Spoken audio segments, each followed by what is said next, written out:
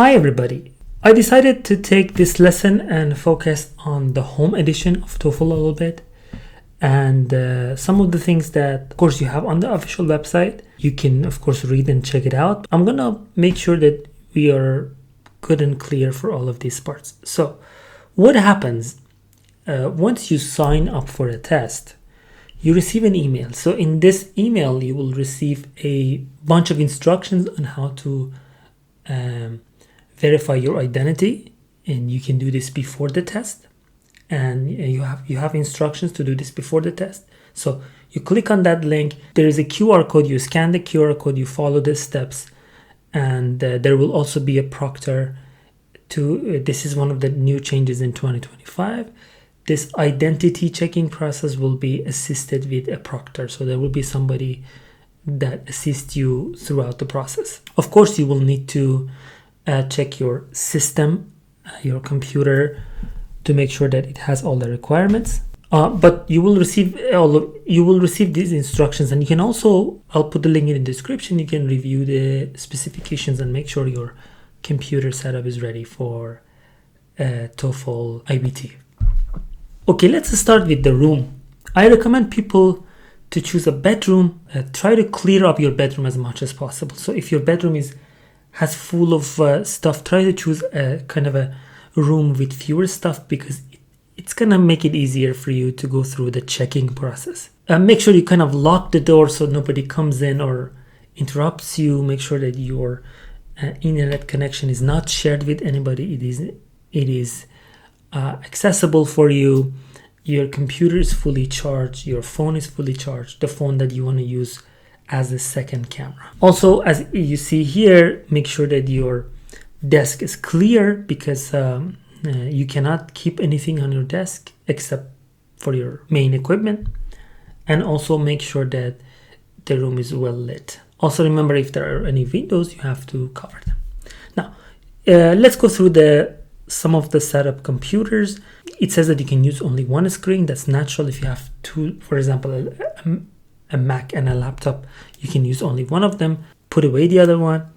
Once you install it, once you install the app on your computer, make sure that is the only app open on your computer.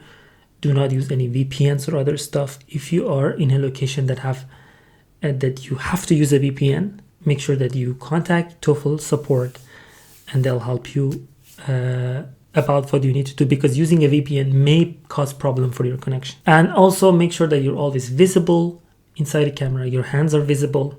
Again, make sure that you do not carry anything with you that is not necessary. Remember to remove any kind of jewelry that you have. Of course, your wedding ring and your religious covering is okay, but again, your ears must be visible. You cannot use, for example, earbuds or headphones in this case.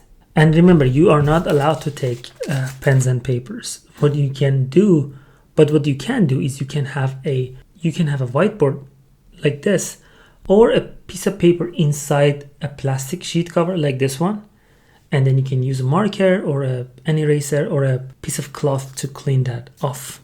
It should be something that's visible for the proctor during the test. And remember, if it's not a speaking, or if you're not required to, do not look around, do not speak to yourself or anybody, do not shout, do not act suspicious, because this may cause you to lose your exam. And remember, no one can enter the room. If somebody enters the room, that's going to be a problem. So make sure that nobody interrupts you during the test. You cannot take a break. So keep that in mind. You cannot take a break during the test, so keep that in mind. Let's go through this. In the email that you receive, you of course do the verification process. You scan the QR code and follow that, and then you have to do a kind of a check-in process. After the verification, you need to do a kind of a room tour or room check.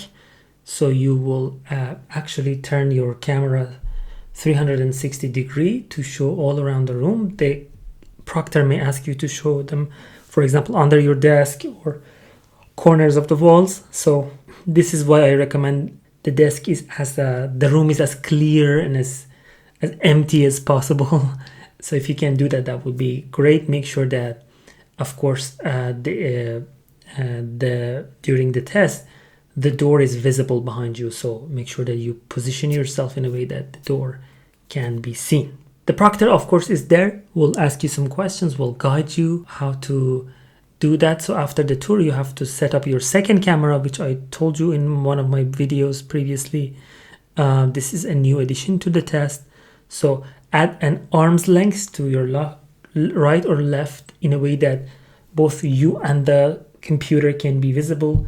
You need to place your second camera. Of course, there will be instructions to set up the test app on that. So you can set up your phone or your tablet as the second camera. Once all of these things are done, you and your proctor will check the equipment and your system requirement as much as possible. If there's any problem, that person will help you to fix them, and then you are ready to begin the test.